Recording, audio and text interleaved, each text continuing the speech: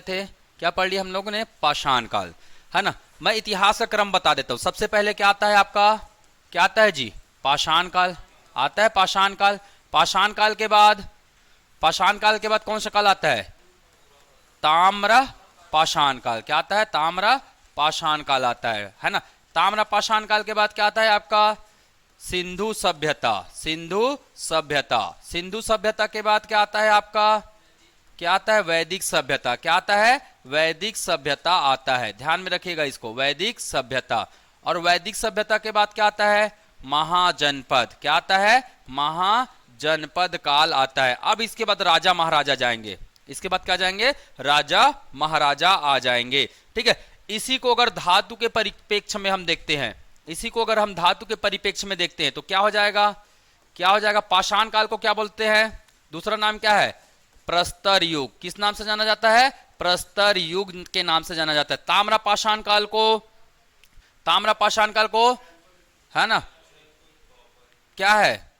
Copper युग। क्या बोलते हैं इसको? कॉपर या चैल्कोलिथिक। चैल्कोलिथिक, चैल्कोलिथिक युग के नाम से भी जाना जाता है। चैल्कोलिथिक युग, ये इसका अन्य नाम है ना। सिंधु सभ्यता को किस नाम से जाना जाता है? हाँ, किस नाम से जानते हैं? धातु के नाम से बताइए, धातु के रिस्पेक्ट में। कांस्य युग, कांस्य युग। ठीक है। इसके बाद वैदिक सभ्यता को, वैदिक सभ्यता में कौन सा युग आएगा? लौह युग। कौन सा युग आ जाता है? लौह युग। और लौह युग का विस्तार कब होता है? महाजनपद काल में लौह युग का क्या होता है? विस्तार होता है। तो याद रखना भाई, है ना, धातु के आधार पर नाम क्या है ना, प्रस्तर युग, है ना, कॉपर युग, कांस्य युग और लौह युग। ये भी एग्जाम में कई बार क्रम पूछा गया है, इस बात को ध्यान में रखिएगा। ठीक है, ये क्रम बिल्कुल नोट डाउन करके रखिए, है ना।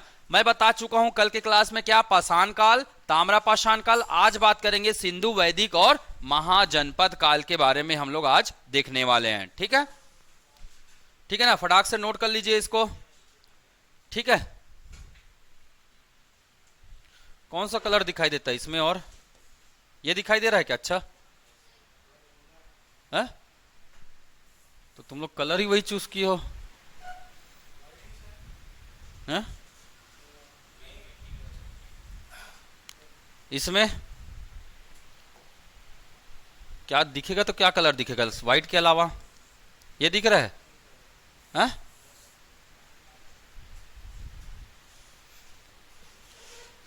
चलिए,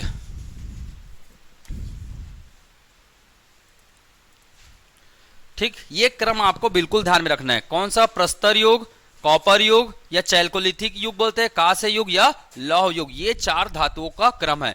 सबसे पहले मानव द्वारा प्रयोग में लाई गई धातु कौन है? कौन सी धातु है जिसका प्रयोग में लाया गया? है ना, तांबा का। धातु के क्या नाम है? कॉपर। कॉपर को हिंदी में क्या बोलते हैं? तांबा बोलते हैं। ये ध्यान में रखना भाई। धातु, मानव द्वारा प्रयोग में लाई गई पहली धातु, मानव द्वारा प्रयोग में लाई गई धातु, लाई गई धातु, मानव द्वारा प्रयोग में लाई गई पहली धातु, पहली धातु, नाम क्या है उसका? तांबा। ठीक है, ध्यान में रखें। कांसा का, ये कांस्य युग मतलब कांसा। कांसा किससे मिलकर बनता है? कांसा किससे मिलकर बनता है? कांसा क्या है? एक मिश्र धातु है। कांसा क्या है? एक मिश्र धातु है। किससे मिलकर बनता है? तांबा प्लस टीन, तांबा प्लस टीन। टीटी याद रख लेना, तांबा और टीन, टीटी। ठीक है, कांसा किससे बनता है? तांबा और टीन से मिलकर बनता है। ठीक है, एक मिश्र धातु है। ठीक, चलिए अब स्टार्ट करते हैं हम लोग। क्या है ना, पाषाण काल और ताम्र पाषाण काल देख चुके हैं। अगला क्या आएगा? सिंधु सभ्यता।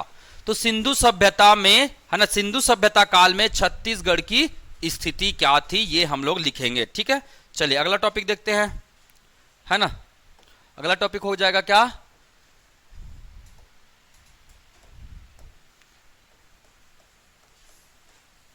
सिंधु सभ्यता काल में छत्तीसगढ़ की स्थिति, छत्तीसगढ़ की स्थिति। ठीक है, तो चलिए भारत का मैप मैं बना देता हूं, उससे आप लोग को समझ में आ जाएगा, ठीक है।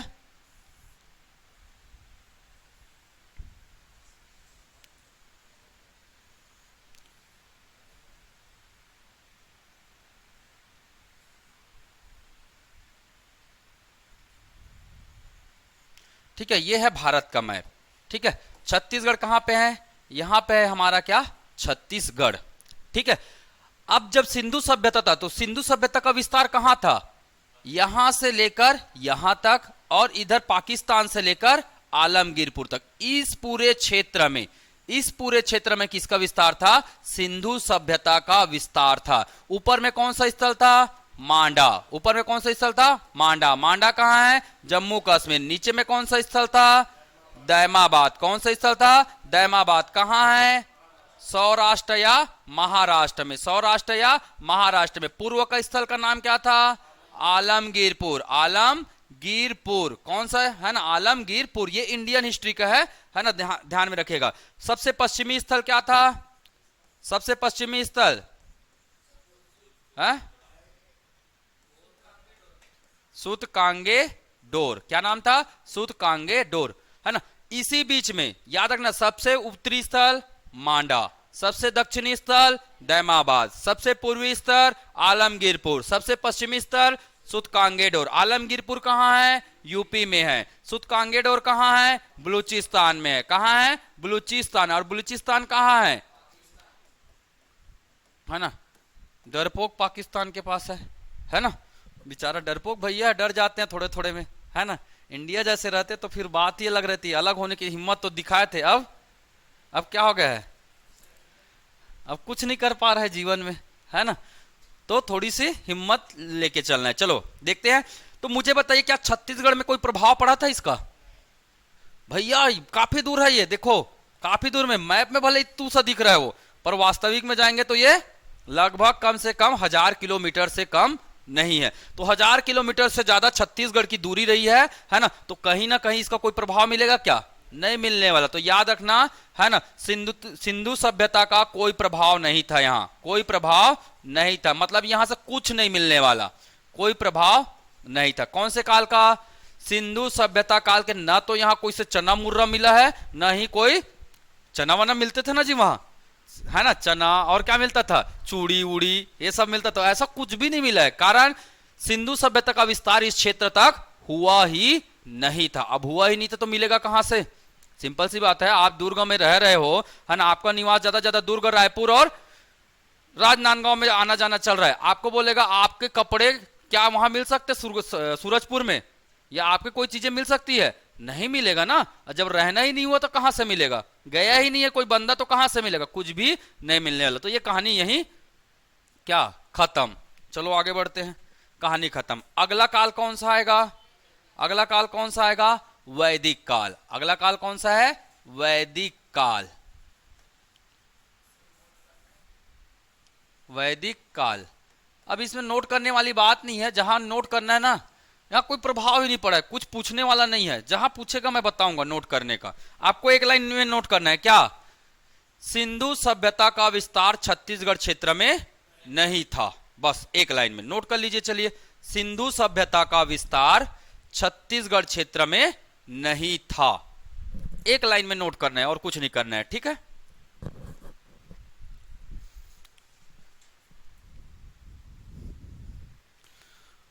बस क्वेश्चन बनेगा तो यही बनेगा, इसके अलावा और कुछ नहीं बन सकता यहां से, ठीक। चलिए आगे बढ़े। वैदिक काल। अब वैदिक काल को कितने भागों में बांटा गया है, अध्ययन के दृष्टिकोण से 2 भाग में। एक है क्या, ऋग वैदिक काल, एक है क्या, ऋग वैदिक काल, ठीक है, इसको ध्यान में रखिएगा। दूसरा काल का नाम क्या है, उत्तर वैदिक काल। दूसरे काल का नाम क्या है, उत्तर वैदिक काल, ठीक है, ध्यान में रखिएगा। ऋग वैदिक काल और उत्तर वैदिक काल। अब थोड़ा ध्यान से देखिए, माइंड में पूरा छापने का कोशिश कीजिए पूरे पिक्चर को, ठीक है। ऋग वैदिक काल की जानकारी, है ना, एक कौन से कालक्रम है, ये टाइम पीरियड है 1500 ईसा पूर्व से लेकर कब तक का जी, 1000 ईसा पूर्व का समय है। मतलब आज से लगभग कितना साल पहले, अभी कितना साल चल रहा है, 2000 चल रहा है, एक साल और जोड़ दो इसमें, तो 3000 साल पहले की बात है ये। 3000 साल पहले ऋग वैदिक काल हुआ करता था। ठीक है, अब ऋग वैदिक काल में अगर हम लोग बात करेंगे, है ना, तो इसकी अगर हमें जानकारी मिलती है तो वो कौन देता है? इसकी ऋग वैदिक काल की जानकारी कौन देता है? हमारा सबसे प्राचीन ग्रंथ कौन है? ऋग्वेद। सबसे प्राचीन ग्रंथ का नाम बताइए, कौन है? ऋग्वेद, है ना। इसी ऋग्वेद में हमें ऋग वैदिक काल की क्या मिलती है? जानकारी मिलती है, अर्थात 1500 से लेकर 1000 ईसा पूर्व की जानकारी मिलती है। उत्तर वैदिक काल, इसका कालक्रम कितना है? 1000 से लेकर 600 ईसा पूर्व। 600 ईसा पूर्व ये इसका कालक्रम है। इसकी जानकारी कहां से मिलती है? अन्य 3 वेद से। अन्य 3 वेद कौन कौन हो गए? है ना, यजुर्वेद, यजुर्वेद से जानकारी मिलेगी, सामवेद से जानकारी मिलेगी, और अथर्ववेद में भी इसकी जानकारी मिलती है, अथर्ववेद। ठीक है, तो ये सब तीनों वेद में, है ना, याद रख सकते हो तो आर, है ना, ऋग्वेद, यजुर्वेद, सामवेद, अथर्ववेद, क्या बन गया? ऋसा, राइसा, ऐसे याद रख सकते हो, राइसा। ठीक है, रायसा, आरवाय सा, ऐसे करके। ठीक है, रायसा जैसे भी पढ़ना है पढ़ लो, ऐसा याद रख सकते हो। ठीक है, ऋग्वेद, यजुर्वेद, सामवेद और अथर्ववेद। ठीक है, तो आपको कभी कभी प्रश्न पूछ लिया जाता है, उत्तर वैदिक काल की जानकारी कौन से ग्रंथ में नहीं मिलती है? आंसर ऋग्वेद। उत्तर वैदिक काल की जानकारी किस में नहीं मिलती है? ऋग्वेद में नहीं मिलती है ना। 2 मिनट रुक जाइए, लिखने का काम मत करिए, मैं टाइम दूंगा लिखने के लिए। ठीक है, ये तो नोट्स वैसे ही आप लोग को मिलना है, यहां बैठाना है सबको, कहानी और पिक्चर जो भी दिख रहा है यहां पे उसको बैठाना है दिमाग में। ठीक है, क्योंकि आपको एग्जाम में क्या लेकर जाना है?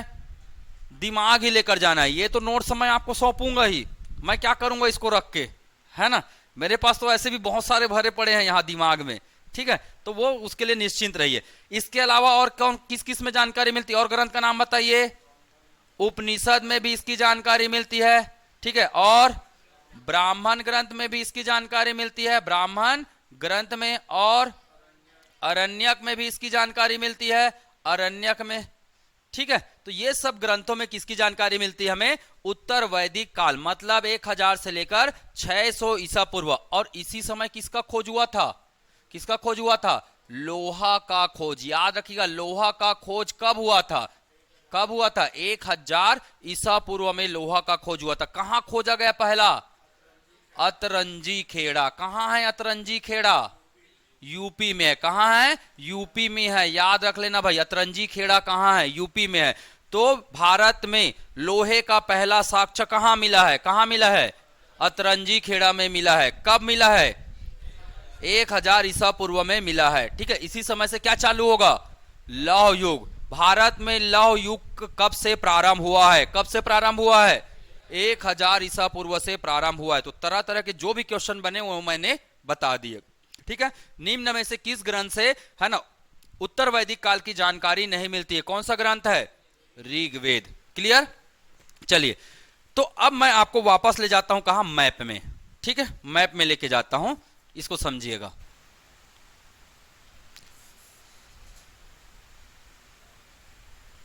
आता है मैप बनाने?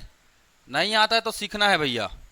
ठीक है, जीवन में दूसरों से अलग करना है तो आपको ये आना चाहिए, और अच्छा परफॉर्म करना है एग्जाम में तो ये आपको आना चाहिए, क्योंकि ये आपका समय क्या करता है? स्मार्ट स्टडी में ये क्या करता है? बहुत काम देता है।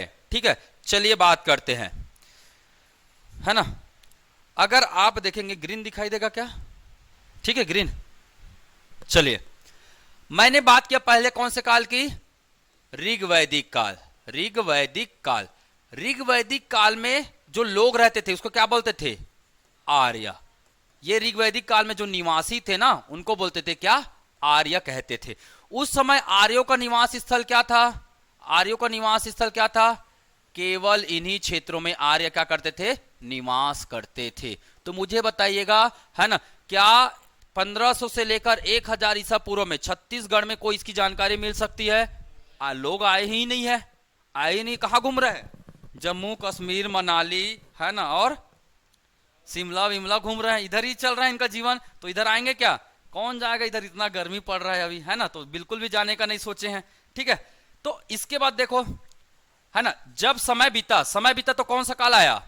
समय बीता तो कौन सा काल आया? उत्तर वैदिक काल आया। समय बीतने के बाद कौन सा काल आया? उत्तर वैदिक काल आया। उत्तर वैदिक काल मतलब 1000 ईसा पूर्व, 1000 ईसा पूर्व। अब आर्यों का विस्तार कहां हुआ? आर्य कहां बढ़ते चले गए? आर्यों का विस्तार धीरे धीरे इन मैदानी क्षेत्रों में क्या हुआ? होने लग गया, है ना। तो कहीं ना कहीं हमारे इतिहासकारों का मानना है संभवतः आर्य लोग कहां आ चुके थे? छत्तीसगढ़ वाले, छत्तीसगढ़ यहां पे है तो छत्तीसगढ़ वाले क्षेत्र तक इनका क्या हो चुका था? प्रवेश हो चुका था, क्योंकि ये मध्य भारत में आ चुके हैं। कहां चुके हैं? मध्य भारत में आ चुके हैं। तो आर्य का विस्तार कहां तक हो चुका था? मध्य भारत में। और मध्य भारत में क्या है? छत्तीसगढ़ है कि नहीं है? तो लोगों का, कुछ इतिहासकारों का मानना है कि संभवतः इनका विस्तार कहां तक हो चुका था? छत्तीसगढ़ तक हो चुका था। पर हम बोले कैसे मानेंगे? आप बोलोगे मान लेंगे क्या? भाई कुछ सबूत दो तो माने हम। सबूत चाहिए ना, तो चलो सबूत देखते हैं क्या सबूत मिला है। सबूत की बात करते हैं। तो मैंने बताया इस समय की जानकारी कहां मिलती है? वैदिक काल की जानकारी कहां मिलती? ब्राह्मण ग्रंथ में मिलता है। तो 2 ब्राह्मण ग्रंथ का नाम याद करना है, ठीक है। एक का नाम है क्या? एक का नाम है क्या? शतपथ ब्राह्मण ग्रंथ। एक का नाम क्या है? शतपथ ब्राह्मण ग्रंथ है। ध्यान में रखिएगा, शतपथ ब्राह्मण ग्रंथ, ठीक है। ये अगर पूछेगा किस वेद का ब्राह्मण ग्रंथ है तो बता सकते हो? किस वेद का ब्राह्मण ग्रंथ है? याद रखिएगा ये यजुर्वेद का क्या है? ब्राह्मण ग्रंथ है ना। यजुर्वेद को आसान करने के लिए उसके छोटे छोटे क्या बनाए गए थे? उपखंड बनाए गए थे आसान करने के लिए। तो उसी में एक आता है क्या? शतपथ ब्राह्मण ग्रंथ। ये यजुर्वेद का ब्राह्मण ग्रंथ है, एग्जाम में आया हुआ है। शतपथ ब्राह्मण ग्रंथ का संबंध किस वेद से है? कौन सा वेद है? यजुर्वेद है। एसएससी ने 3 से 4 बार प्रश्न कर चुके हैं, ठीक है। व्यापम में भी ये प्रश्न आ चुका है, तो इसीलिए मैं ये क्वेश्चंस यहां पे नोट डाउन करवा दे रहा हूं, ठीक है। ध्यान में रखेगा। अब इस शतपथ ब्राह्मण ग्रंथ में हमें कितनी जानकारी मिलती है? 2 जानकारी मिलती है, ठीक है। शतपथ ब्राह्मण ग्रंथ में क्या जानकारी मिलती है? 2 जानकारी मिलती है। स से क्या? स से क्या जी? समुद्र। समुद्र की जानकारी मिलती है। स से क्या? शतपथ लिखा है ना, शतपथ। तो स से क्या? समुद्र। और समुद्र में क्या रहता है? पानी। समुद्र में क्या रहता है? पानी। तो समुद्र में पानी कहां से आता है? नदियों द्वारा पानी लेके जाया जाता है। तो एक नदी का नाम मिलता है, कौन सा नदी? रेवा नदी। कौन सी नदी? रेवा नदी। मतलब रेवा नदी का पानी कहां जाता है? समुद्र में जाता है। और इसकी जानकारी किसमें है? शतपथ ब्राह्मण ग्रंथ में है। जानकारी यह है कि दोनों तरफ क्या है? दोनों तरफ समुद्र है। किधर दिख रहा है दोनों तरफ? भारत में किधर दोनों तरफ समुद्र है? एक तो इधर समुद्र है, दूसरा इधर समुद्र है। तो संभवतः उन लोग अगर गए हैं यहां तभी तो लिख रहे हैं। तभी तो भाई मैं जैसे बोलूंगा, मैं शिमला के बारे में लिखूंगा तो शिमला जाऊंगा तभी लिखूंगा ना कि यहां से बैठे बैठे। आप आजकल तो खैर गूगल बाबा पूछ पूछ के भी लिख सकते हैं। उस जमाने में था क्या गूगल बाबा? नहीं था ना। तो शिमला के बारे में कोई जानकारी मिलेगी क्या? नहीं मिलेगी। वहां हमें खुद जाना पड़ेगा तब उसके बारे में लिखेंगे। तो जहां जहां लोग जाते थे उसके बारे में हमें ग्रंथों से क्या मिलती है? जानकारी, ठीक है। तो याद रखना रेवा नदी कहां चले जाता है? समुद्र में चले जाता है। तो संभवतः अब बताइए आर्य लोग अगर यहां गए होंगे तो कहीं ना कहीं छत्तीसगढ़ वाले क्षेत्र को तो पार किए होंगे। ये संभवतः बताया जा रहा है, एकदम निश्चित नहीं है, ठीक है। एग्जाम में पूछा गया था कि रेवा नदी का नाम क्या है ना। रेवा नदी का नाम क्या है? तो कौन सा नदी है ये? नर्मदा नदी है ना। नर्मदा नदी। और नर्मदा नदी का नाम है मतलब अमरकंटक का तो वर्णन हुआ होगा, क्योंकि कहां से निकलता है ये? अमरकंटक की पहाड़ी से निकलता है। और अमरकंटक का विस्तार कहां है? छत्तीसगढ़ में भी है। आधा अमरकंटक छत्तीसगढ़ में, अभी सुने होंगे क्या? पहाड़ गायब हो गया है। अमरकंटक का एक पहाड़ गायब हो गया है। कोई दावा नहीं कर पा रहा है कि वो छत्तीसगढ़ का है कि मध्य प्रदेश का। वो बोल रहा है गायब हो गया तो मेरा नहीं है, वो बोल रहा है मेरा भी नहीं है, ठीक है। अगर वही सोना चांदी मिलता तो मेरा है हो जाता, ठीक है। अरे पहाड़ को कौन क्या करेगा यार, कोई काम का नहीं। वही धूल मिट्टी कण है ना। अगर उसमें खजाना होता तो बोलते मेरा है। पर अब क्या बोलो, ये प्राकृतिक नियम है मानव का, मानवीय स्वभाव बोलते हैं इसको, है ना। धन संपदा दिखेगा तो मेरा है, कंकड़ पत्थर दिखेगा तो तेरा है, ठीक है। यही प्रकृति है।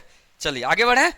तो आपको पूछा जाएगा रेवा नदी को किस नाम से जाना जाता है? तो कौन सा नाम? नर्मदा। रेवा नदी का वर्णन कहां मिलता है?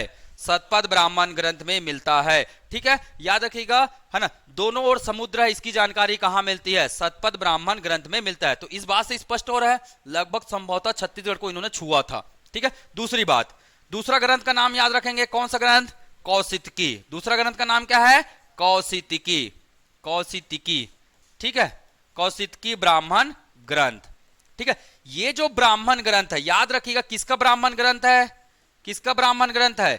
ऋग्वेद का ब्राह्मण ग्रंथ है। और इसमें किसका वर्णन है? किसका वर्णन है जी? विंध्याचल पर्वत का वर्णन है। किसका वर्णन है? विंध्याचल पर्वत का क्या है? वर्णन है। क्लियर, ध्यान में रखेगा, विंध्याचल पर्वत का वर्णन है। तो बोले भैया इससे क्या पता चल रहा है हमें छत्तीसगढ़ में? तो याद रखिएगा विंध्याचल पर्वत का विस्तार इन क्षेत्रों में है। तो कहीं ना कहीं कुछ क्षेत्र कहां है? छत्तीसगढ़ में भी है। ये तो दिख भी नहीं, मेरे को ही नहीं दिख रहा है, आप लोग को क्या दिखेगा ये है? ठीक, तो छत्तीसगढ़ में भी क्या है? विंध्यन पर्वत का विस्तार है। कौन है छत्तीसगढ़ में कि विंध्याचल पर्वत का श्रेणी बताइए? कौन है? कैमूर पर्वत। छत्तीसगढ़ में एक पर्वत है जो किसका हिस्सा है? विंध्याचल पर्वत का हिस्सा है। याद रखिएगा, तो विंध्याचल पर्वत का एक हिस्सा का नाम क्या है? कैमूर पर्वत है। और कैमूर पर्वत कहां है? छत्तीसगढ़ क्षेत्र में है। छत्तीसगढ़ के उत्तरी क्षेत्र में, यहां जैसे ये छत्तीसगढ़ का मैप हो गया ना, ये मान के चलिए छत्तीसगढ़ का मैप है, तो यहां क्या मिलेगा? कोरिया क्षेत्र में कैमूर पर्वत मिलता है। कोरिया क्षेत्र में क्या मिलता है? कैमूर पर्वत। और इसी कैमूर पर्वत से एक नदी भी निकलती है, बता सकते हो? हाँ, हसदो नदी। कौन सा नदी? हसदो नदी भी निकलती है। ठीक है, वो छत्तीसगढ़ की बहुत बड़ी नदी है। कोरबा किस नदी के किनारे है? हसदो नदी के किनारे है। कोरबा पर कौन सा, सॉरी, हसदो नदी पर कौन सा परियोजना बना है? बहुउद्देशीय परियोजना। भारत का पहला बहुउद्देशीय परियोजना का नाम बताइए। मिनी माता हसदो बांगो, है ना, मिनी माता बोलते हैं या फिर हसदो बांगो परियोजना बोलते हैं। निश्चिंत रहो, सुन लो, याद हो गया तो ठीक, नहीं हुआ तो मैं पढ़ाऊंगा ही। ये जितने मैं मुंह से निकल रहा है ना, सब चीजों को नोट डाउन भी करूंगा और पढ़ाऊंगा भी। ठीक है, अभी तो ये रिलेट कर रहा हूं, कई लोग पढ़ चुके हैं तो मैं रिलेट कर दे रहा हूं, आपको रिलेट करने आना चाहिए। देखिए मैंने क्या पढ़ा और कहां चले गया। इससे क्या होता है हमारा? रिवीजन। इससे क्या होता है? रिवीजन। कैमूर पर्वत की बात हुआ, मैंने किया, कैमूर पर्वत से क्या निकलता है? क्या निकलता है? क्या निकलता है? हसदो नदी। हसदो नदी कहां से बहती है? कोरबा, कोरिया, यहां से बहती है। कौन सी नदी में जाके मिल जाती है? महानदी में। कहां में? महानदी में। तो महानदी की क्या हुई है? सहायक नदी। कौन सा परियोजना? हसदो बांगो परियोजना। दूसरा नाम मिनी माता परियोजना। ठीक है, हसदो बांगो मिनी माता परियोजना। ठीक है, तो इतनी बातें ध्यान में रखना, बाकी तो अगर जाऊंगा तो कहानी ही गड़ जाएगी। ठीक है, क्लियर यहां तक? चलिए आगे बढ़ते हैं। इसका मतलब लगभग उत्तर वैदिक काल में, एक लाइन में लिखेंगे क्या? एक लाइन में, उत्तर वैदिक काल में संभवतः आर्यों का विस्तार कहां तक हो चुका था? छत्तीसगढ़ तक हो चुका था, है ना। एक लाइन में लिखेंगे, लिख लेंगे यहां,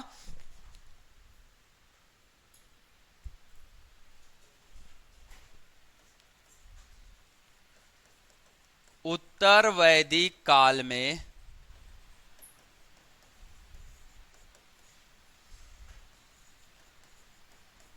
आर्यों का विस्तार संभवतः छत्तीसगढ़ क्षेत्र में हो गया था। ठीक है, पर है ना, कोई साक्ष्य मिलता है क्या और प्रॉपर रूप से? है ना, ऐसे कोई और साक्ष्य नहीं मिलते, केवल अनुमान के आधार पर इसे, है ना, हमारे इतिहास। अब अनुमान वाली बात नहीं है, एरिया है तो हमारे एरिया में अमरकंटक भी छत्तीसगढ़ क्षेत्र में है, दूसरा विंध्याचल भी हमारे छत्तीसगढ़ क्षेत्र में है। बात यह कि नर्मदा नदी नहीं निकलती है छत्तीसगढ़ से, उसका कोई प्रवाह नहीं है, पर नर्मदा के कोई वंश तो है। कौन है? नर्मदा की सहायक नदी छत्तीसगढ़ से जो निकलती है।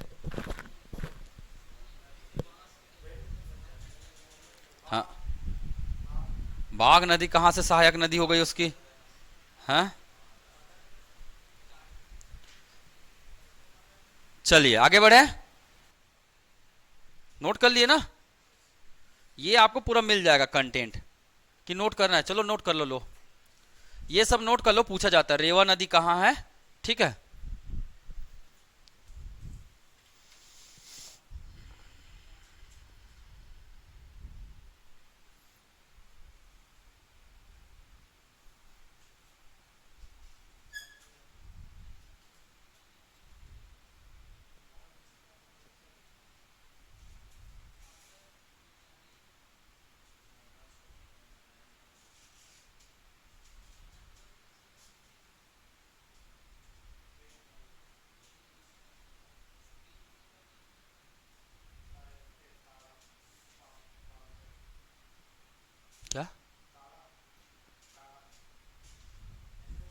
बंजर और ताड़ा।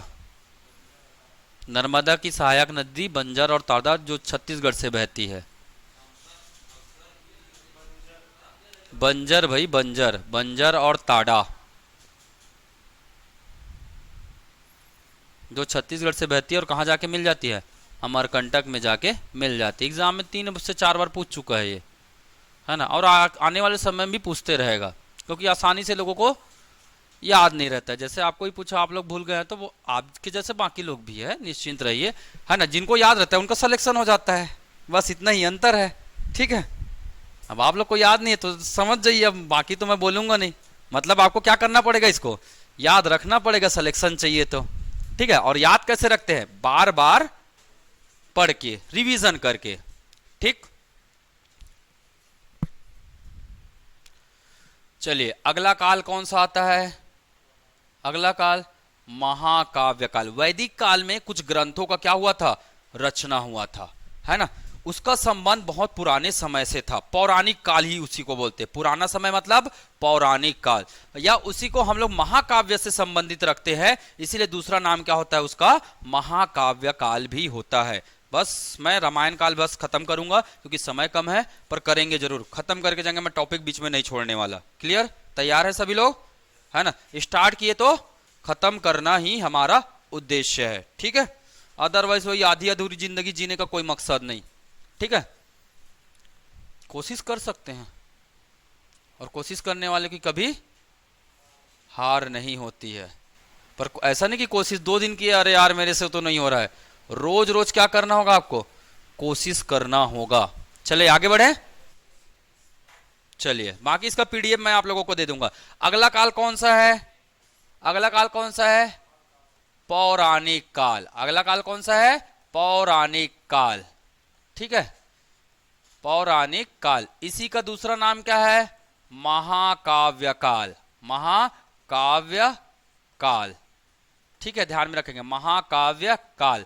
तो मुख्य रूप से 2 महाकाव्य है, कौन कौन से जी, एक है क्या, रामायण, एक है क्या, रामायण, ठीक है। तो इसको क्या बोलेंगे हम लोग, रामायण काल कहेंगे, ठीक है। दूसरा क्या है, दूसरा ग्रंथ का नाम क्या है, महाभारत। दूसरा ग्रंथ का नाम क्या है, महाभारत। महाभारत मतलब महाभारत के समय का काल। उससे हमारा छत्तीसगढ़ का क्या स्थिति था, मतलब छत्तीसगढ़ में क्या रामायण काल से संबंधित कोई स्थल है या कोई जान पहचान जगह है, तो वो सब चीजें यहां हमें पढ़ना है, ठीक है। क्लियर, चलिए आगे बात करते हैं। हम पहले आज हम लोग स्टडी करेंगे किसको, रामायण काल को पूरा विस्तृत अध्ययन करेंगे, ठीक है। स्टार्ट करें फिर, चलो लेट्स गो। अंग्रेजी में बोलते हैं ना, लेट्स गो, ऐसी बोलते हैं क्या, आता है भैया मेरे भी अंग्रेजी, ठीक है। ऐसा कोई बड़ा चीज नहीं है अंग्रेजी में, क्या रखा है, कुछ भी नहीं रखा है ना। वो लोग अंग्रेजी अंग्रेजी बोलकर डर जाते हैं, ठीक है। जिस दिन डरोगे नहीं उस दिन ऑटोमेटिक क्या सीख जाओगे, अंग्रेजी सीख जाओगे, है ना। कोई बड़ा चीज थोड़ी ना है, ठीक है। आप लोग अंग्रेजी बोलोगे तो आपके लड़का लोग भी अंग्रेजी बोलेंगे, हैं क्या जी। पर अब बदल गए है दुनिया, है ना। अब हम लोगों को हिंदी सिखा देते हैं, अंग्रेजी क्या करोगे, हिंदी सीखो, बहुत कुछ कर लोगे। छत्तीसगढ़ भारत में बहुत स्कोप है ना। कैसे जी, अंग्रेज लोग आएंगे धीरे से फिर से और यही नौकरी चालू करेंगे, यही तो स्थिति बन गई वर्तमान में, है ना। वर्तमान में ऐसी स्थिति हो गई है कि अंग्रेजों को हमारे यहाँ नौकरी करना पड़ रहा है। अब पढ़ रहा है कि नहीं पढ़ रहा है, थोड़ा पढ़ लिया करो, करंट वगैरह जानकारी हो जाएगी। चलो मुझे बताओ आप लोग, इसकी जानकारी कहां से मिलेगी जी, रामायण से। रामायण किसने लिखा है, पक्का, रामायण के लिखने वाले कौन है, वाल्मीकि जी हैं, बहुत अच्छी बात है। चलो यहां तक तो जान रहा हो, जहां जहां तक आपका नॉलेज खत्म होगा ना वहीं तक रोकूंगा मैं, ठीक है। चलिए अगला, रामायण का संबंधित एक और ग्रंथ है, क्या नाम है, रामचरित मानस। ये किसने लिखा है बता सकते हो, अरे बाप रे, मतलब अज्ञानी लोग हो आप लोग भी, है ना। रामचरित मानस किसने लिखा है, तुलसीदास जी। तुलसी, एसी बंद है कि चालू है, तुलसीदास जी ने लिखा है, ठीक है। चलिए आगे बढ़ते हैं, आगे बढ़ूं और ये बता दोगे तो मान जाऊंगा। अगला क्या है? अगला क्या है? रामायण मीमांसा। अगला क्या है? रामायण मीमांसा। ये किसने लिखा है?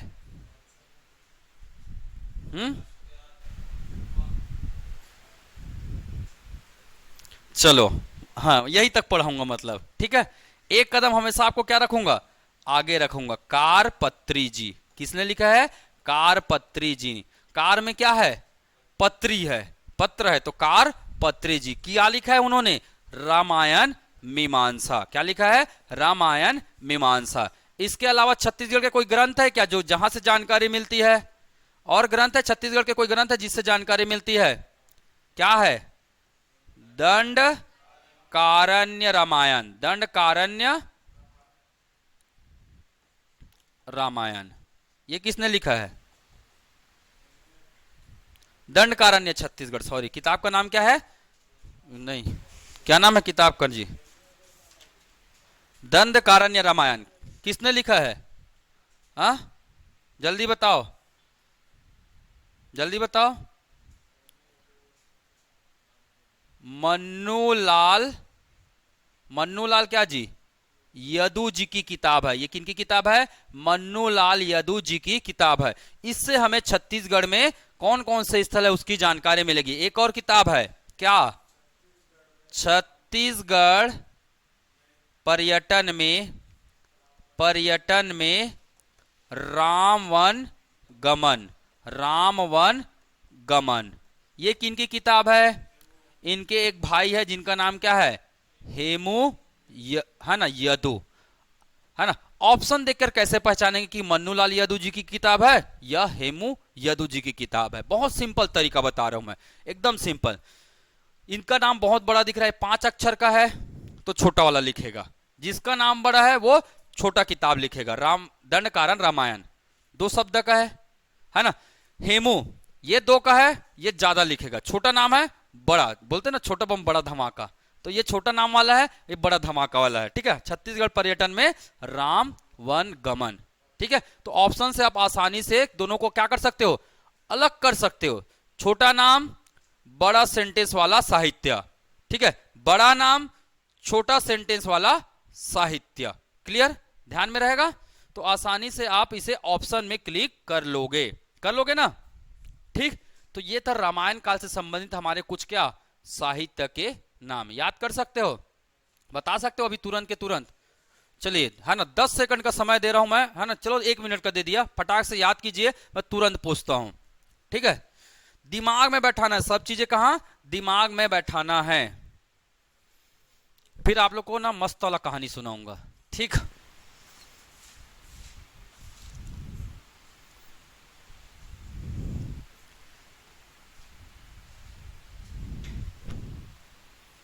दीपेश जी, दिमाग में कुछ बैठ रहा है ना?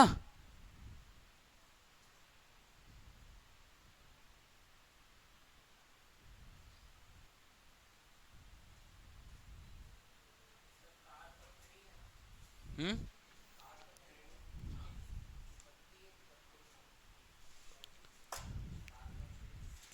वैसे इनका नाम करपात्री है, वैसे कार नहीं है, करपात्री है। ये लिख लीजिए, करपात्री। कर पात्री, करपात्री जी।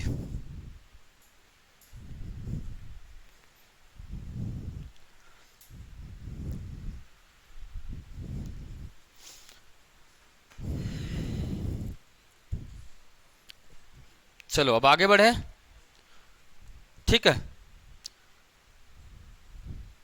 अच्छा, मैं एक चीज पूछूं आप लोगों को, है ना। छत्तीसगढ़ की अगर बात करते हैं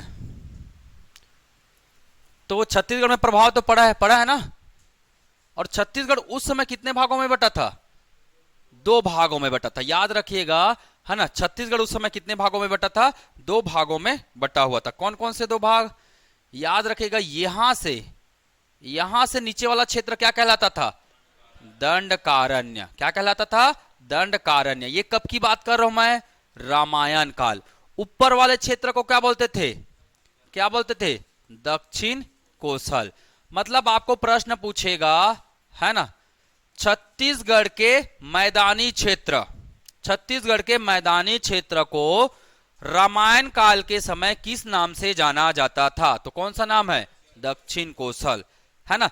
छत्तीसगढ़ के अरण्य क्षेत्र को, अरण्य क्षेत्र मतलब कौन है? अरण्य मतलब जंगल क्षेत्र। छत्तीसगढ़ का अरण्य क्षेत्र कौन कहलाता है? यही तो कहलाता है पूरा बस्तर, जंगलों का भंडार, है ना। तो छत्तीसगढ़ के अरण्य क्षेत्र को रामायण काल में किस नाम से जाना जाता था?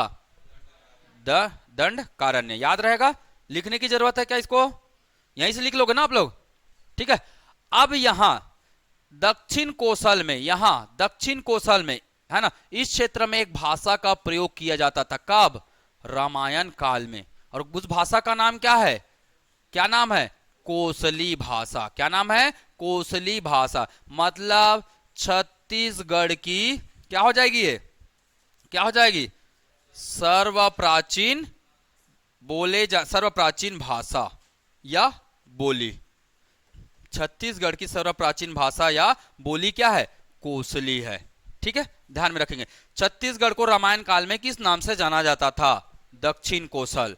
छत्तीसगढ़ को रामायण काल में किस नाम से जाना जाता था? तो ये है ना, दक्षिण कोसल। बस्तर को किस नाम से जाना जाता था? बस्तर को किस नाम से जाना जाता था? दंडकारण्य। और छत्तीसगढ़ को किस नाम से जानते थे? छत्तीसगढ़ को तो दक्षिण कोसल के नाम से जाना जाता था। मतलब छत्तीसगढ़ कहने का मतलब क्या? छत्तीसगढ़ का कौन सा क्षेत्र? मैदानी क्षेत्र। छत्तीसगढ़ का कौन सा क्षेत्र? मैदानी क्षेत्र, ठीक है। ये बातें ध्यान में रहेगा, ठीक, क्लियर। चलो अब मैं सुनाता हूं आपको क्या, एक राजा की कहानी। सुनाऊं कि नहीं सुनाऊं? चलिए तो आपको सुनाते हैं एक राजा की कहानी।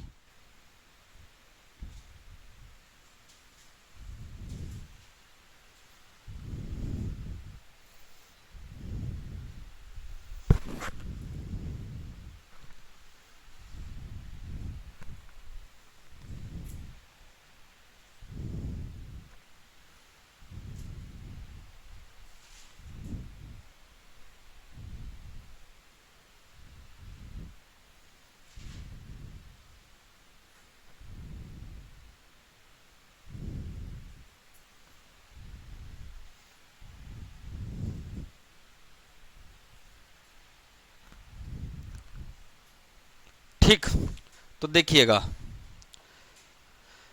इस क्षेत्र को समझना है। ये जो उत्तर प्रदेश वाला ये वाला जो क्षेत्र है, यहां एक क्षेत्र हुआ करता था, कौन सा? कौन सा क्षेत्र है अभी? अयोध्या। कौन सा क्षेत्र है? अयोध्या। आप सभी को जानकारी में होगा, कहां है? उत्तर प्रदेश में। यह इस क्षेत्र के राजा कौन थे? है ना। अयोध्या कौन से गणराज्य में था? कोसल गणराज्य में था। कोसल महाजनपद के अंतर्गत एक क्षेत्र था अयोध्या। अयोध्या के राजा कौन थे? कौन थे? राजा दशरथ। कौन थे? राजा दशरथ। याद रखेगा, सबको पता है, पता है ना। चलिए बात करते हैं, राजा दशरथ। ये कौन सा क्षेत्र है? छत्तीसगढ़ क्षेत्र। छत्तीसगढ़ क्षेत्र में मतलब कौन सा? छत्तीसगढ़ मतलब कौन सा? दक्षिण कोसल। कौन सा क्षेत्र? दक्षिण कोसल। दक्षिण कोसल क्षेत्र के राजा कौन थे? कौन थे? राजा भानुमंत। कौन थे? राजा भानुमंत थे, ठीक है। इन्हीं की एकलौती पुत्री थी। इन्हीं की क्या थी? एकलौती पुत्री थी, जिनका नाम क्या था? हाँ, पक्का, ठीक है। इनकी इकलौती पुत्री का नाम क्या था? कौशल्या जी, है ना, कौशल्या जी। कौशल्या जी का विवाह किससे हुआ? राजा दशरथ से। तो मुझे बताइएगा, है ना, जब भानुमंत जी नहीं रहेंगे इस धरती पर, निधन हो जाएगा, तो पूरा क्षेत्र किसको मिलेगा? किसको मिलेगा? संभालने वाले, है ना, क्योंकि उनकी पुत्री का ही नाम है, नाम है ना उनकी पुत्री का। तो सिंपल सी बात है, दक्षिण कोसल बाद में कहां शामिल हो गया? कहां शामिल हो गया? कहां शामिल हो गया? अयोध्या या कोसल गणराज्य में शामिल हो गया। और कोसल गणराज्य का कौन सा क्षेत्र था? ये पूरा किस में बन गया, है ना। पूरे को देखिएगा, ये पूरा क्षेत्र क्या बन गया? कोसल। कोसल दो भागों में बटेगा, ऊपर वाला उत्तर कोसल, नीचे वाला दक्षिण कोसल। समझ में आया? इसीलिए इस क्षेत्र का नाम क्या पड़ा था? कोसल। है ना। कौशल किसके नाम पर? कौशल्या जी के नाम पर, ठीक है। दक्षिण कौशल किनके नाम पर पड़ा है? कौशल्या जी के नाम पर पड़ा है, ठीक है। भारत में कौशल्या जी का एकमात्र मंदिर कहाँ है?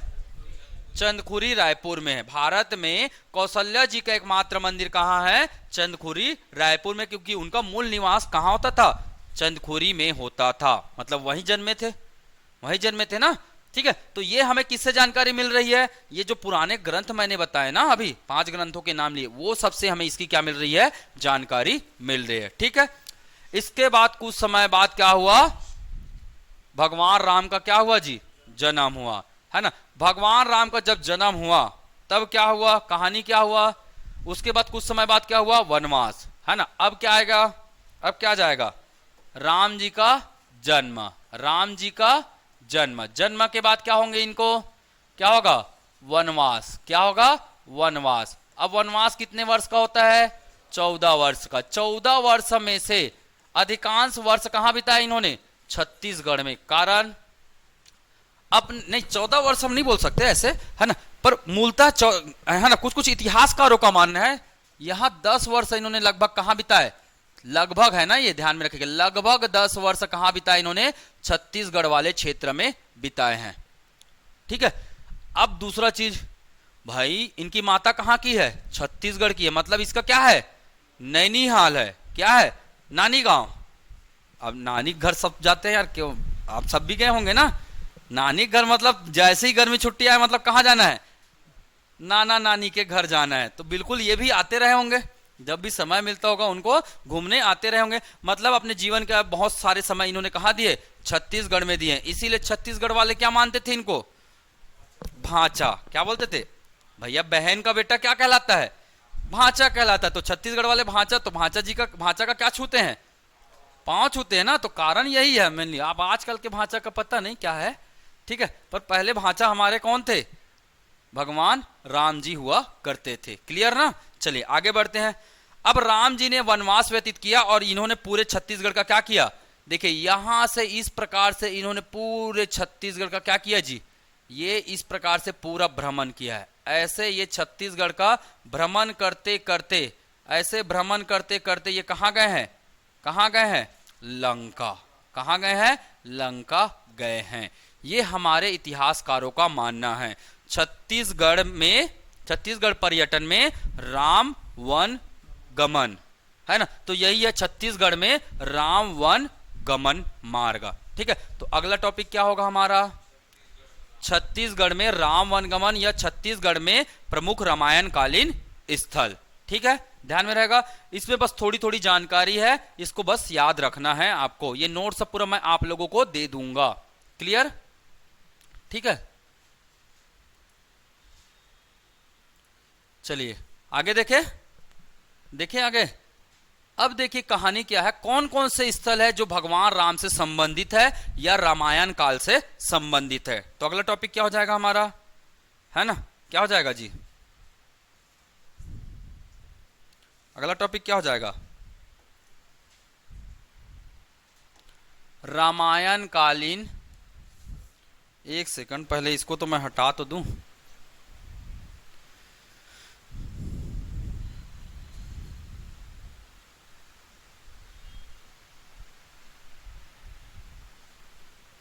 चलिए, अगर हमें छत्तीसगढ़ में रामायण कालीन स्थल पढ़ना है तो किसमें पढ़ेंगे हम लोग? मैप में पढ़ेंगे। बिना मैप के बिल्कुल भी मत पढ़िए। हमें कैसे बनना है? कैसे बनना है जी? स्मार्ट बनना है ना। तो छत्तीसगढ़ में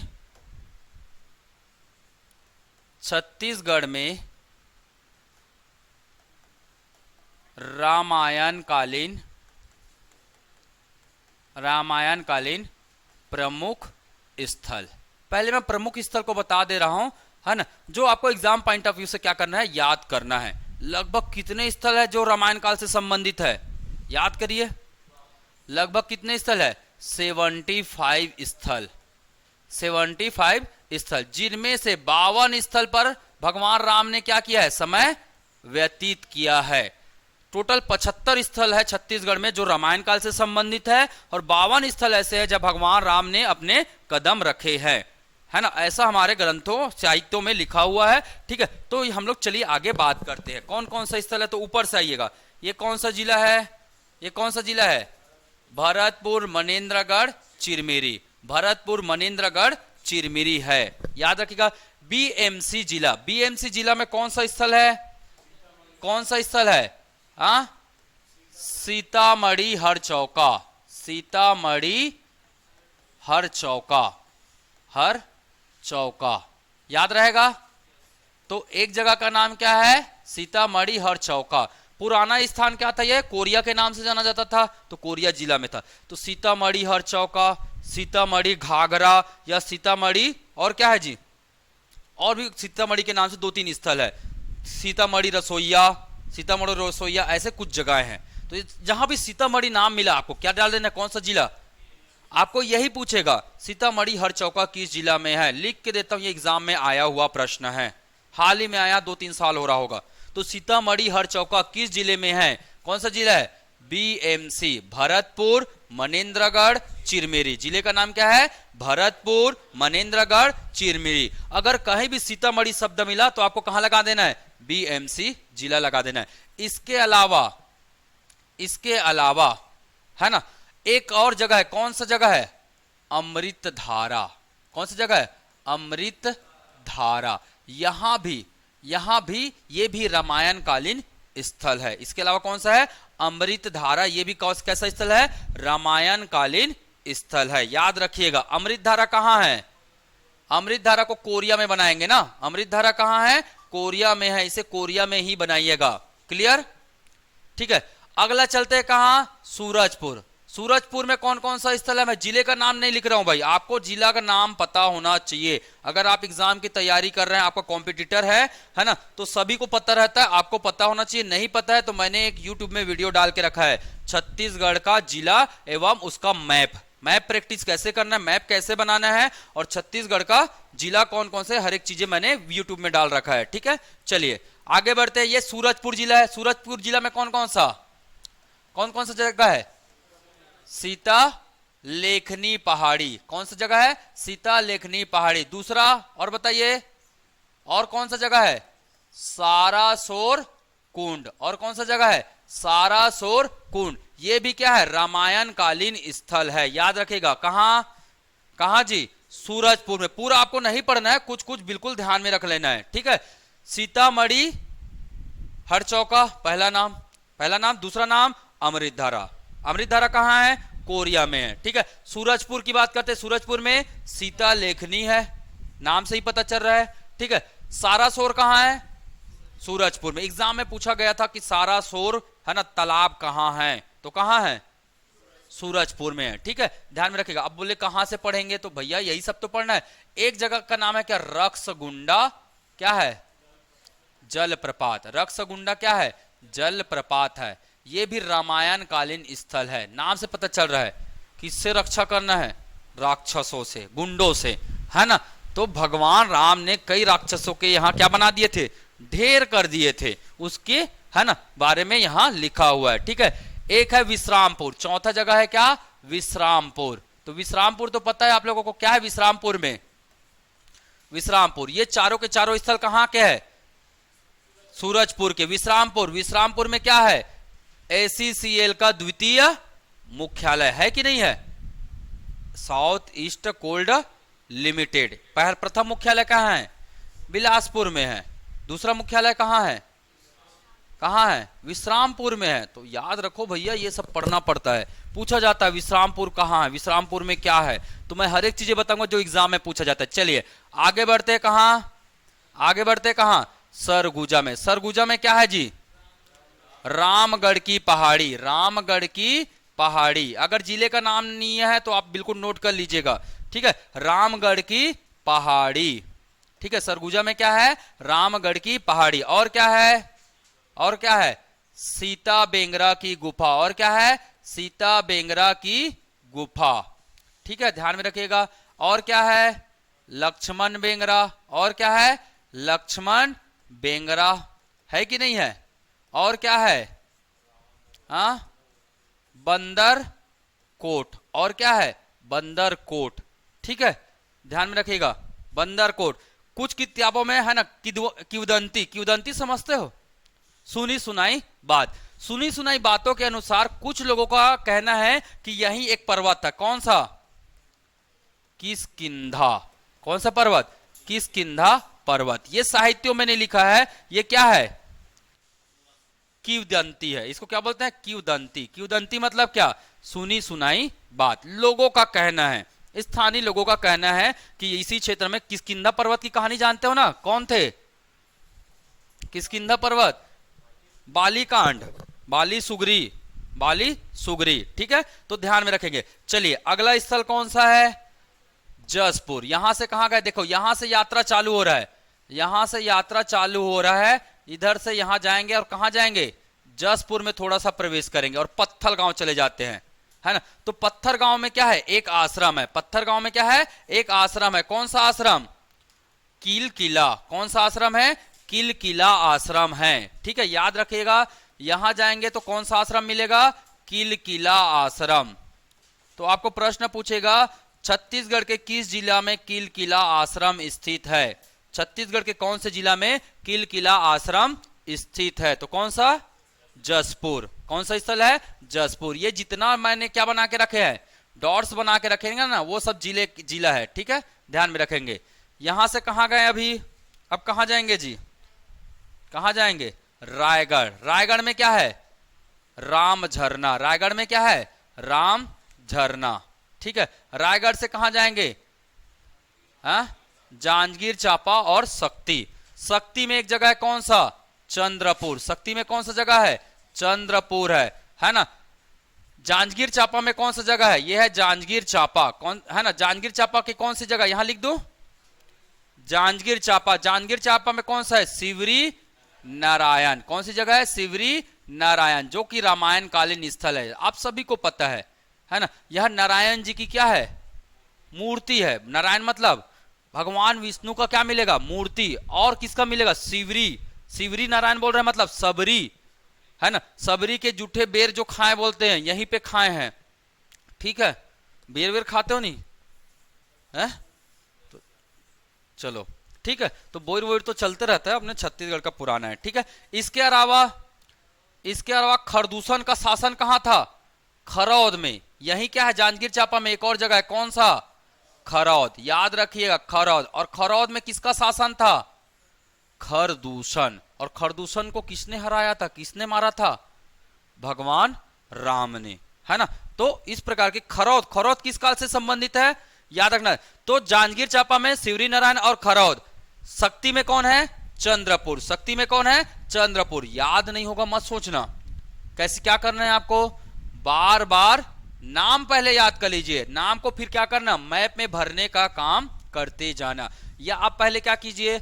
ऊपर के सरगुजा संभाग के 4 जिले के नाम याद कीजिए। 5 जिला, 1 जिला, 2 जिला, 3 जिला, 4 जिला और 5 जिला। पहले इसको भर लीजिए। इतने को तो कर सकते हैं, है ना? 10 मिनट में इसको याद कीजिए। उसके बाद नीचे आ जाइए, नीचे वाला संभाग इसको पढ़ लीजिए। 1 जिला, 2 जिला और ये 3 जिला। ठीक, क्लियर? शक्ति में चंद्रपुर। शक्ति जिला में क्या है? चंद्रपुर है। चलिए इसके बाद कहां जाएंगे? अब नीचे कौन है जी? बलौदा बाजार। यही तो मेन है। क्या है बलौदा बाजार में? बताओ। बलौदा बाजार। बलौदा बाजार में क्या है? जल्दी बताओ। तुरतुरिया। क्या है? तुरतुरिया। तुरतुरिया। ठीक है, याद रखिए जगह का नाम क्या है? तुरतुरिया। और तुरतुरिया में क्या है जी? तुरतुरिया में क्या है? वाल्मीकि आश्रम। याद रखिएगा, वाल्मीकि आश्रम। ठीक है, यही किनका जन्म हुआ था? लव और कुश का क्या हुआ था? जन्म हुआ था। तो रामायण को लिखने वाले कौन है? वाल्मीकि जी। वाल्मीकि आश्रम। थोड़ा सा जल्दी करके चलता हूं, बाकी चीजें हम लोग कल भी कर सकते हैं। ठीक है, क्योंकि याद करने में आपको भी परेशानी होगी, है ना? तो बलौदा बाजार में एक और जगह है, कौन सा? लवण। कौन सा जगह है? लवण। किसके नाम पर रखा गया है? नाम से ही पता चल रहा है, पहचान सकते हो ना किनके नाम पर रखा गया है? लव के नाम पर रखा गया, लव कुश के नाम पर रखा गया है। ठीक है, इसको ध्यान में रखेगा। अगला स्थल कौन सा है? अगला स्थल कौन सा है? पलारी। अगला स्थल कौन सा है? पलारी। पलारी में कोई शिव जी का मंदिर है क्या? बताइए, कौन सा मंदिर? सिद्धेश्वर महादेव का मंदिर है। भगवान राम ने यहाँ क्या किया था, क्या किए थे वो, यहाँ पूजा किए थे, है ना। तो याद रखिएगा पलारी में क्या है, सिद्धेश्वर महादेव मंदिर। ये एग्जाम में पूछ चुका है भाई, सिद्धेश्वर महादेव मंदिर कहाँ है, तो कहाँ है, पलारी में है। अब ऐसे पढ़ेंगे, उससे अच्छा आप इसी से पढ़ लीजिए ना, याद रख सकते हैं ना, सिद्धेश्वर महादेव मंदिर। ठीक है, बस मैं 2 जिला और खत्म करूंगा, इसके बाद छोड़ दूंगा। ठीक है, बाकी जिला को हम लोग कल करेंगे। ठीक है, चलिए आगे बढ़े ना। इसके बाद यहां से कहां गए, बलौदा बाजार से आया कहां, महासमुंद, है ना। महासमुंद में कौन सा स्थल, सिरपुर। महासमुंद में कौन सा स्थल, सिरपुर है, याद रखिएगा। और सिरपुर में क्या है, सिरपुर में भी एक मंदिर है, कौन सा मंदिर भैया, वो तो बाद में बना है ना। कौन सा मंदिर, गंधेश्वर महादेव मंदिर, गंधेश्वर महादेव मंदिर। यहां भी भगवान शिव की क्या किए थे, आराधना। शिव जी को क्या मानते थे वो, है ना, इष्ट देव मानते थे, मतलब उनके कुल गुरु हुआ करते थे वो, है ना, कुल गुरु हुआ करते थे। यहां से कहां जाएंगे, रायपुर। यहां से कहां गए, रायपुर। ठीक है, जिले का नाम एक बार देख लीजिएगा, ये मैप से आपको समझ में आ जाएगा, या शॉर्ट में मैं लिख दूंगा ना, शॉर्ट में मैं जिले का नाम लिख देता हूं। ये है कोरिया, ये है कोरिया, ये है बीएमसी। ठीक है, ये है सूरजपुर, ये है क्या, सरगुजा, ये क्या है, जसपुर, ये क्या है, रायगढ़, ये क्या है, शक्ति, ये क्या है, शक्ति। ठीक है, ये क्या है, जांजगीर चांपा। यहां पास क्या है, बलौदा बाजार, ये क्या है, महासमुंद, ये क्या है, महासमुंद। ये कौन सा है, रायपुर। कौन सा जिला है, रायपुर। रायपुर में 3 स्थल है, कौन कौन से, हाँ और बताओ, रायपुर में 3 स्थल है, कौन कौन से, जल्दी बताओ। हाँ बिल्कुल, आरंग, चंदखुरी और चंपारण। ठीक है, 3 स्थल याद रखेंगे रायपुर में, कौन कौन से, चंदखुरी, मुख्य बता रहा हूं ना मैं, पूरा 75 नहीं बता रहा हूं, चंदखुरी, आरंग और चंपारण। ठीक है, ये 3 रामायणकालीन स्थल कहां है, रायपुर में। इसके बाद कहां गए जी, ये मैं एक संभाग का अलग अलग कलर रखा हूं ना, इस कलर से भी आप पहचान सकते हैं। ठीक है, यहां से धमतरी। ठीक है, गरियाबंद गए, गरियाबंद लास्ट, इसको लास्ट कर देते हैं। ये है गरियाबंद। गरियाबंद में क्या स्थल है, राजिम। गरियाबंद में क्या स्थल है, राजिम है। अब राजिम की कहानी क्या है, गरियाबंद, राजिम का नाम तो सुने होंगे ना सब लोग, क्या खासियत है राजिम की, कौन सा मंदिर है,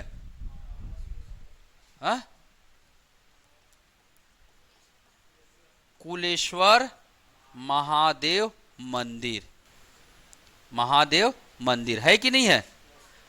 तो याद रखिएगा 3 महादेव मंदिर मैंने बता दिया। और किनका आश्रम था, यहीं किनका आश्रम था, लोमस ऋषि का। एग्जाम में पूछा गया था लोमस ऋषि का आश्रम कहां है, तो कहां है, राजिम में है। लोमस ऋषि का आश्रम कहां है, राजिम में है। राजिम में कौन से महादेव का मंदिर है, कुलेश्वर महादेव। उनके कुल देवता थे, इसलिए कुल की आराधना इन्होंने किया हुआ था। ठीक है, ये बिल्कुल ध्यान में रखिएगा, है ना।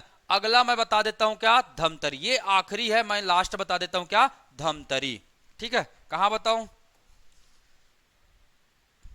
धमतरी। इतना दिख जाएगा, ये घर में जाकर आप लोग याद करते रहिएगा। ठीक है, थोड़ी बहुत मेहनत तो आपको करनी पड़ेगी। ठीक है, थोड़ी बहुत मेहनत तो करनी पड़ेगी। धमतरी में क्या मिले हैं, सिहावा नगरी। कौन सा जगह है, सिहावा नगरी।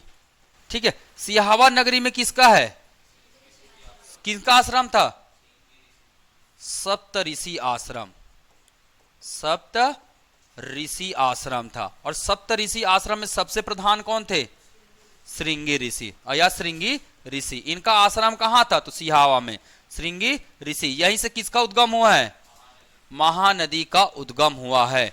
अब सप्त ऋषि है मतलब 7 ऋषि के नाम याद करने पड़ेगा बाबू, कैसे करेंगे, हैं?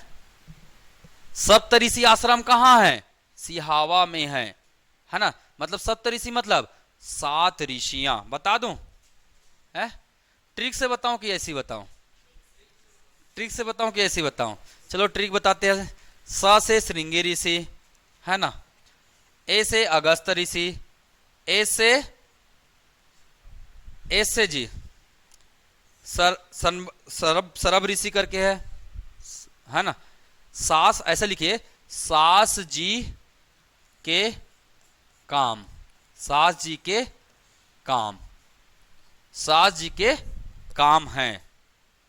ठीक है, ऐसे तो याद रहेगा ना, सास जी के काम हैं। होगा कि 7 हुए कि नहीं हुए? इंग्लिश अल्फाबेट को दिखो, इंग्लिश अल्फाबेट कितने हैं? 7 है, और 7 के नाम याद कर सकते हैं। अब देखो, एस का मतलब श्रृंगी ऋषि, एस का मतलब श्रृंगी ऋषि, बिल्कुल याद कर सकते हैं, श्रृंगी ऋषि। ए का मतलब अगस्त ऋषि, ए का मतलब अगस्त्य ऋषि।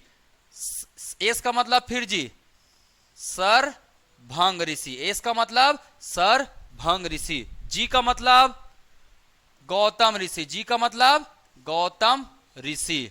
ठीक है, तो सास जी, इतना याद हो गया, सास जी। ठीक है, के काम का मतलब कंकर ऋषि, का मतलब कंकर ऋषि। ए मतलब अंगिरा ऋषि, ए मतलब अंगिरा ऋषि। मां मतलब जी मुचकुंद ऋषि, मां मतलब मुचकुंद ऋषि। ये याद रखना है। ठीक है, तो कोशिश करेंगे तो कोशिश करने वालों की कभी हार नहीं होती। अगर आप हारना चाहते जिंदगी में तो बिल्कुल मत याद कीजिए, कोई दिक्कत नहीं है। कोशिश करोगे तो कम से कम कल इतनी बातें मुझे आपके दिमाग में मिलनी चाहिए। कर सकते हैं? मैं तो नहीं सुनने वाला इंसान हूं ही नहीं, भले भगा दूंगा क्लास से, अच्छा लग जाएगा मुझे, पर ना तो मैं बिल्कुल नहीं सुनूंगा। ठीक है, तो बिल्कुल याद करना है, मतलब करना है। अरे भाई, जब मुझे हो सकता है तो आपको भी हो सकता है। मन में सोचो मैं करके रहूंगा, कुछ भी हो जाए। मैंने बताया पहले संभाग वाइज करिएगा। सबसे पहले कौन से संभाग का पढ़ना है, तरीका बता दे रहा हूं मैं याद करने का। ये आप छत्तीसगढ़ का मैप बनाया है ना, पहले आप पढ़िए कौन सा संभाग, सरगुजा संभाग के 5 जिला, फिर कौन सा संभाग, बिलासपुर संभाग के 4 जिले। ठीक है, उसके बाद रायपुर संभाग, रायपुर संभाग, दुर्ग संभाग तो आए नहीं थे, अब यही तक बताया हूं मैं, 3 संभाग के बता चुका हूं मैं। ठीक है, क्लियर कर लेंगे ना? अरे आप लोग टैलेंटेड लोग हो, पता है। आप लोग क्या हो, हनुमान जी हो, मैं क्या हूं, जामवन। थोड़े देर के लिए रूप बदल लेते हैं, तो मैं आपकी शक्ति को याद दिलाने आया हूं, है ना, कि आप लोग कर सकते हैं। कर लोगे ना? हो जाएगा ना? एग्जाम निकालना है तो करना ही पड़ेगा। ठीक, क्लियर?